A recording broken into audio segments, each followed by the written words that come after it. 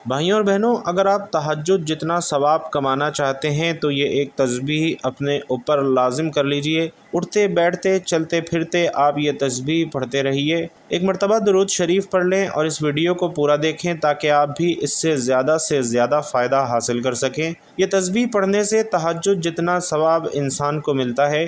جو شخص رات کو بستر پر یا دن میں اللہ کی یہ پسندیدہ تسبیح پڑھ لیتا ہے، تہجد بہت ہی لاڈلی عبادت ہے، اور جو اس عبادت تک پہنچ جاتا ہے وہ اللہ کا پسندیدہ بندہ بن جاتا ہے۔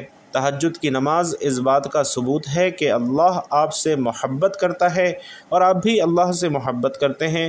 وہ بندہ جو اللہ کو پسند آ جائے، اللہ کو پیارا لگنا شروع ہو جائے، اللہ اسے تہجد پڑھنے کے لیے ضرور جگاتا ہے۔ نبی کریم صلی اللہ علیہ وسلم کا فرمان عالی شان ہے کہ نیکیاں برائیوں کو مٹا دیتی ہیں، اور نماز تہجد بہت بڑی نیکی ہے۔ اس سے حق تعالی گناہوں کو مٹاتے ہیں، جیسے پتجھڑ کے موسم میں تیز اور تند ہوا درخت سے سوکھے پتوں کو گرا دیتی ہے، اسی طرح نماز تہجد گناہوں کو مٹا دیتی ہے۔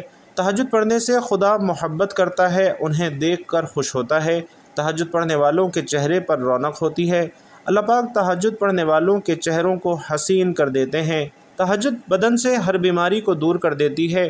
ایک بار اللہ کے رسول صلی اللہ علیہ وسلم نے حضرت ابو ہریرہ رضی اللہ تعالی عنہ کو مخاطب کر کے فرمایا، اے ابو ہریرہ، اپنے گھر کے کونوں میں نماز پڑھو، تمہارے گھر کا نور آسمان میں ایسا ہوگا جیسے چھوٹے چھوٹے اور بڑے ستاروں کی روشنی زمین کے لیے ہوتی ہے۔ رات کی عبادت اپنے اوپر لازم کر لو کہ تم سے بیشتر نیک بختوں کا یہی طریقہ رہا ہے۔ ناظرین، تہجد کا مطلب کچھ سو کر بیدار ہو جانا ہے، اور تہجد کا لفظ قرآن میں سورۃ بنی اسرائیل کی آیت 79 میں استعمال ہوا ہے۔ نماز تہجد کے لیے رسول اللہ صلی اللہ علیہ وسلم کی احادیث میں قیام اللیل کا لفظ استعمال ہوتا ہے، اور نماز تہجد کا اہتمام کرنے والے شخص کو متہجد کہتے ہیں۔ تہجد سے مراد وہ خاص نماز ہے جو رات دیر گئے عموماً سو کر کچھ آرام کر لینے کے بعد اور زیادہ تر آخر شب ادا کی جاتی ہے۔ نماز تہجد رات کے کسی بھی حصے میں ادا کی جا سکتی ہے، ابتدائی رات میں یا درمیانی رات میں، یا پھر رات کے بالکل آخری حصے میں اذان فجر سے 1-2 گھنٹے پہلے، اور یہی افضل ترین وقت ہے۔ تزکیہ نفس یعنی فروغ ذات اور حسین ذات کے حصول کے لیے نماز تہجد ایک اہم عملی تدبیر ہے۔ ایک ایسے وقت میں جب بدن کو آرام مل چکا ہے اور اس کے حقوق پورے ہو چکے ہیں، جب بیوی بچوں کو ان کا حق دیا جا چکا ہے، اور جب اللہ کا بندہ اپنے آپ کو تازہ دم محسوس کرتا ہے، جب دنیا آرام سے سو رہی ہے، ایک بندہ خاص ریاکاری سے بچ کر اللہ کی عبادت کے لیے کھڑا ہو جاتا ہے۔ نماز تہجد میں اللہ کی کتاب کی ذوق و شوق سے تلاوت و سماعت، تسبیحات، تکبیرات، حمد و ثنا، دعا اور استغفار، یہ سب چیزیں ناظرین اسے اللہ سے بہت قریب کر دیتی ہیں، اور یہ نماز تقرب الہی کا سب سے اہم ترین ذریعہ ہے۔ رسول اللہ صلی اللہ علیہ وسلم نے ہمیں سلامتی کے ساتھ جنت میں داخل ہونے کے لیے اس خاص نماز کی خاص ہدایت کی ہے۔ حدیث نبوی صلی اللہ علیہ وسلم ہے کہ رات کو اس وقت نماز پڑھو جب لوگ سو رہے ہوں۔ جو شخص اس سعادت سے بہرہ مند ہونا چاہتا ہے، اس کے لیے ضروری ہے کہ وہ عشاء کی نماز کے بعد دیگر مشاغل میں اپنے آپ کو مصروف نہ رکھے۔ عشاء کے بعد کوئی میٹنگ نہ رکھے، کسی سے ملنے نہ جائے، دیر تک مطالعہ نہ کرے، کسی کو رات دیر تک مدعو نہ کرے، الا یہ کہ کوئی شدید حاجت یا ضرورت ہو یا کسی اضطراری صورتحال سے دوچار ہونا پڑے۔ عام دنوں اور عام حالات میں اپنے ان معمولات پر سختی سے عمل کرے، ورنہ اندیشہ رہتا ہے کہ آدمی اس نعمت عظیم سے محروم رہ جائے گا۔ اور نماز تہجد کے اہتمام کے لیے ضروری ہے کہ مومن کو نماز تہجد کی اہمیت اور فضیلت کا علم اور احساس ہو۔ اہمیت اور فضیلت کے سلسلے میں گفتگو کی جا رہی ہے۔ اہتمام تہجد کی ایک اور اہم تدبیر یہ بھی ہے کہ مومن اپنی موت کو یاد کرتا رہے۔ حضرت عبداللہ بن عمر رضی اللہ تعالی عنہ فرمایا کرتے تھے کہ جب تم شام کرو تو صبح کا انتظار نہ کرو، اور جب تم صبح کر لو تو شام کا انتظار نہ کرو، کہ نہ جانے موت کب آ جائے۔ اپنی صحت کو اپنی بیماری سے پہلے غنیمت جانو، اور اپنی زندگی میں اپنی موت کے لیے کچھ حاصل کر لو۔ تو مومن کے لیے ضروری ہے کہ وہ شیطان کے حملوں سے اپنے آپ کو بچائے۔ جب آدمی سوتا ہے تو شیطان اس پر 3 گرہیں لگا دیتا ہے۔ اگر مومن بیدار ہو کر اللہ کا ذکر کرے تو ایک گرہ کھل جاتی ہے، اور اگر وضو کرے دوسری گرہ کھل جاتی ہے، اور اگر نماز پڑھ لے تو تیسری گرہ بھی کھل جاتی ہے۔ پھر وہ اس حال میں صبح کرتا ہے کہ تازہ دم اور پاکیزہ نفس رہتا ہے، ورنہ اس کی صبح اس حال میں ہوتی ہے کہ وہ خبیث النفس اور سارا دن سستی کا شکار رہتا ہے۔ مومن کو چاہیے کہ سونے سے پہلے سونے کے مسنون اذکار پڑھ لے، بالخصوص آیت الکرسی پڑھ لے تاکہ شیطان کے شر سے محفوظ ہو جائے اور جلد سو کر جلد بیدار ہو سکے۔ اہتمام تہجد کے لیے یہ بھی ضروری ہے کہ رات میں زیادہ کھا کر نہ سوئے اور دوپہر کے بعد تھوڑی دیر کے لیے قیلولہ ضرور کر لے۔ یہ قیلولہ نماز تہجد کے لیے اٹھنے میں نہایت مددگار ثابت ہوتا ہے۔ مندرجہ بالا تدبیروں کو اختیار کرنے سے یہ امید کی جا سکتی ہے کہ انسان نماز تہجد کا باقاعدگی سے اہتمام انشاءاللہ کر سکے گا۔ شب بیداری اور سحر خیزی ہمیشہ صالحین کا شعار رہا ہے، اور نماز تہجد ایک نفل عبادت ہے۔ بعض علماء کے نزدیک یہ سنت مؤکدہ ہے، اور نوافل کے بارے میں چاہے وہ نمازوں سے متعلق ہوں یا روزوں اور انفاق کی صورت کسی اور نفل سے متعلق ہوں، یہ چار اصولی باتیں ہمیشہ یاد رکھیے کہ نوافل کے اہتمام سے فرائض چھوٹنے کی نوبت نہ آئے۔ نوافل کی اہمیت آپ کے دل و دماغ پر اتنی زیادہ مسلط نہ ہو جائے کہ آپ کی زبان فرائض کی تحقیر یا تخفیف پر اتر آئے۔ رسول اللہ صلی اللہ علیہ وسلم کی طرف سے کوئی رخصت کی گنجائش ہے تو کبھی عام معمول کو ترک کر کے رخصت پر عمل کیجیے، تاکہ رخصت کی اس سنت رسول صلی اللہ علیہ وسلم کے ثواب سے بھی آپ محروم نہ رہیں۔ اور چوتھی بات یہ کہ شریعت محمدی صلی اللہ علیہ وسلم تمام تر حکمت اور دانائی پر مشتمل ہے۔ ایک ہی معاملے میں اگر رسول اللہ صلی اللہ علیہ وسلم سے ایک سے زیادہ سنتیں ثابت ہوں تو مختلف اوقات میں مختلف سنتوں پر عمل کیجیے اور وہ سنت اختیار کیجیے جو آپ کی جسمانی اور ذہنی حالت کے لیے اس وقت زیادہ مناسب ہو۔ شریعت محمدی صلی اللہ علیہ وسلم میں ایسی لچک پائی جاتی ہے جو ہر زمانے میں، ہر جگہ اور ہر حالت میں منطبق ہوتی ہے۔ ابتدا میں نماز تہجد فرض تھی اور یہ ایک علمی اور روحانی تربیت گاہ تھی۔ رسول اللہ صلی اللہ علیہ وسلم اور صحابہ کرام نصف شب، 2/3 شب یا 1/3 شب طویل قیام اللیل کیا کرتے تھے، اور 12 سال تک مکے میں یہی معمول رہا۔ رجب 12 نبوی میں معراج ہوئی اور اس موقع پر 5 وقت کی نمازیں فرض کی گئیں۔ مکے میں کل 90 سورتیں نازل ہوئیں اور مدینے میں صرف 24 سورتیں۔ مکی سورتوں کی تلاوت اور سماعت سے اولین صحابہ کرام کی تربیت کی گئی۔ ناظرین، وہ اہل زبان تھے اور انہی کے محاورے میں قرآن نازل کیا گیا تھا، اور قرآن کی جاذبیت ایسی ہے کہ وہ خود بخود انہیں حفظ ہو جاتا۔ نماز تہجد کے لیے اللہ تعالیٰ کی طرف سے تاکید تھی کہ اس میں قرآن ترتیل کے ساتھ یعنی ٹھہر ٹھہر کر پڑھا جائے۔ نماز تہجد میں مکی صورتوں کی تلاوت اور سماعت کے ذریعے صحابہ کرام کی کردار سازی کے مندرجہ ذیل 4 مقاصد تھے۔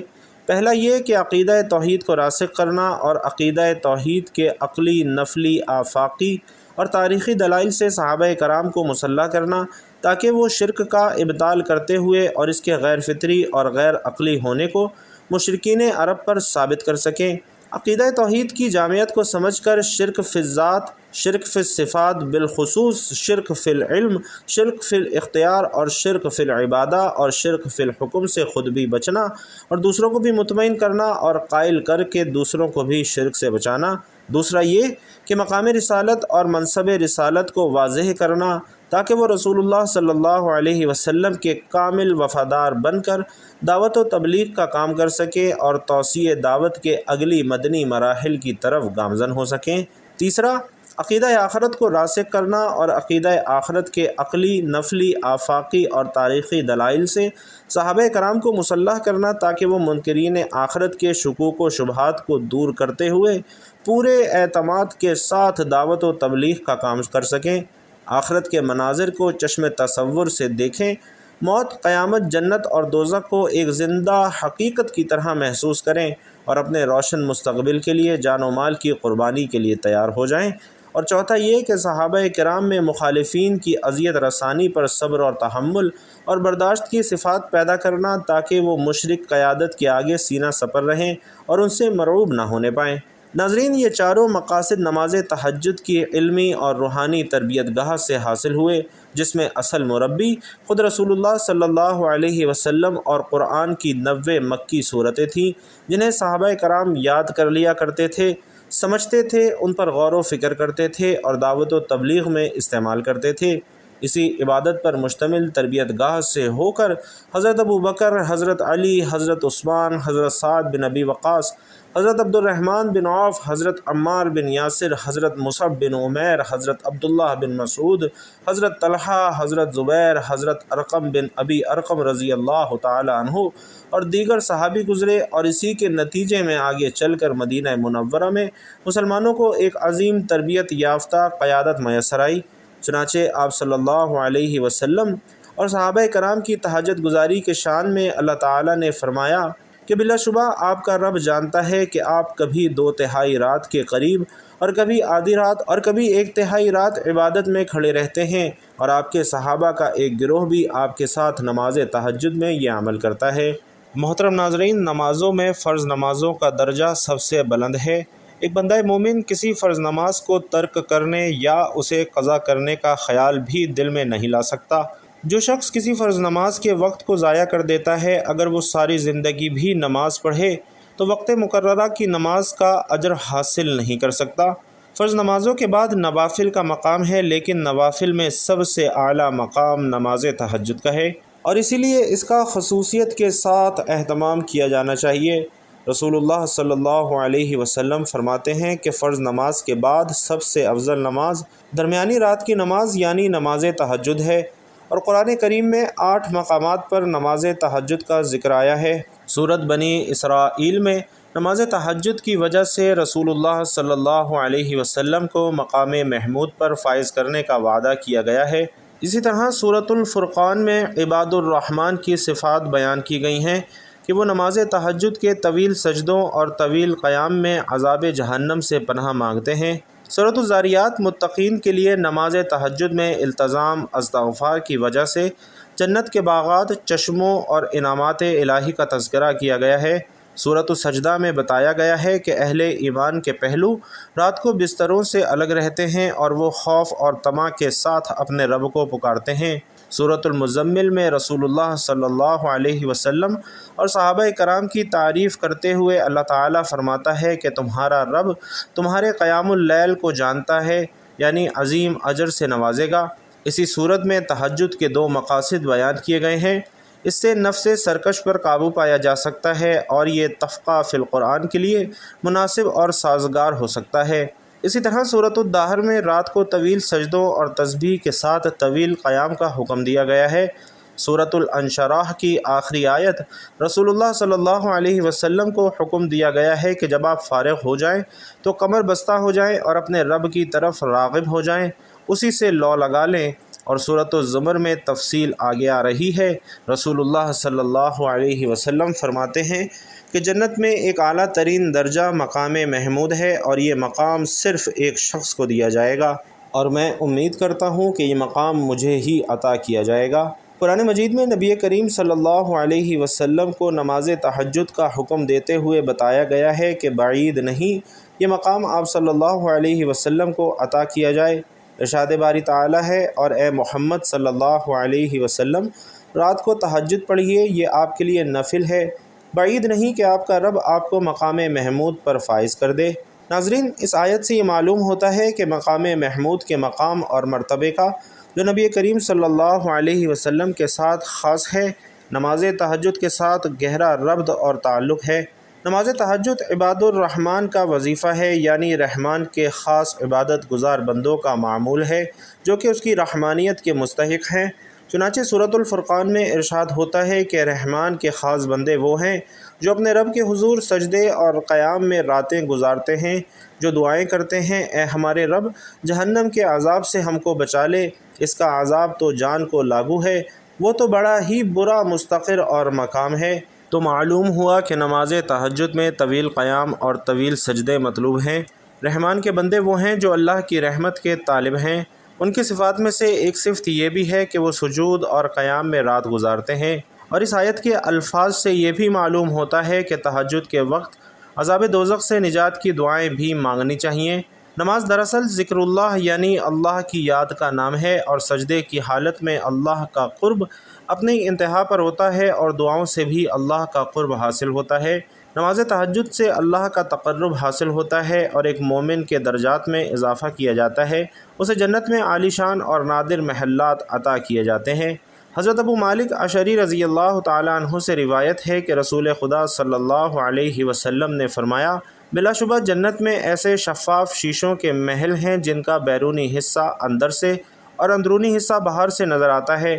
یہ محل اللہ تعالیٰ نے خاص طور پر ان لوگوں کے لیے تیار کر رکھا ہے جو لوگوں کو کھانا کھلاتے ہیں، نرم گفتگو کرتے ہیں، کثرت سے نفلی روزے رکھتے ہیں، جو سلام کو عام کرتے ہیں اور جو نماز تہجد کا اہتمام کرتے ہیں رات کی ان گھڑیوں میں جب دیگر مخلوق سو رہی ہوتی ہے۔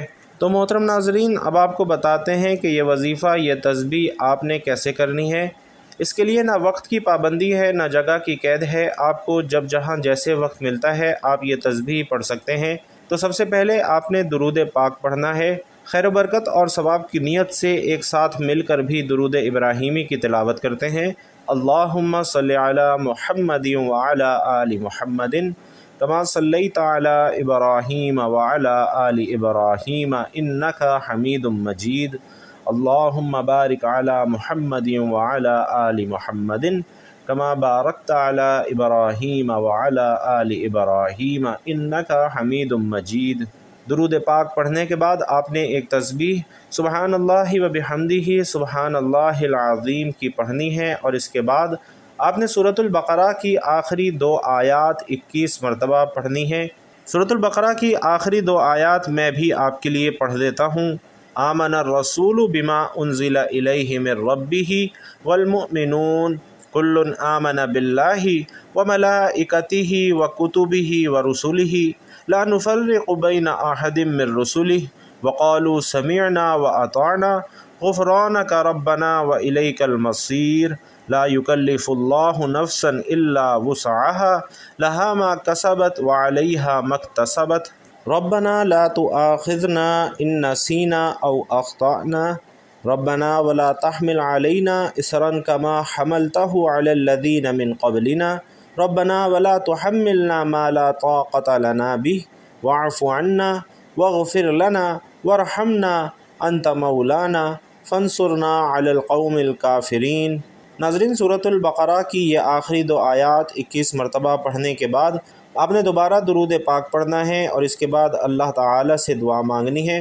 آپ کی جو بھی حاجات ہوں، مقاصد ہوں، آپ نے اس کی نیت اپنے ذہن میں رکھتے ہوئے اللہ تعالیٰ سے اپنی تمام حاجات، اپنی تمام خواہشات کے لیے دعا مانگنی ہے۔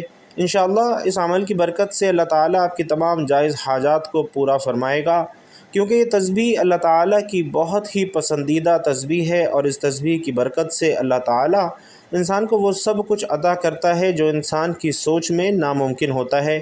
تو آپ اس تسبیح کو روزانہ پڑھنے کا معمول بنا لیں۔ اگر آپ یہ تسبیح دن میں نہیں پڑھ سکتے تو رات سونے سے پہلے یہ تسبیح لازمی پڑھ لیں۔ اللہ رب العزت سے دعا ہے کہ میرا سنانا اور آپ کا سننا اپنی بارگاہ میں قبول و منظور فرمائے، جو مانگ سکے وہ بھی عطا فرمائے، جو نہ مانگ سکے وہ بھی عطا فرمائے، آمین یا رب العالمین۔ ناظرین، اللہ تعالیٰ کے 99 ناموں میں سے کوئی بھی ایک نام کمنٹ باکس میں ہمارے لیے ہدیۃً تحفتاً ضرور لکھتے جائیے گا۔ اللہ رب العزت آپ سب کا حامی و ناصر ہو، آمین یا رب العالمین۔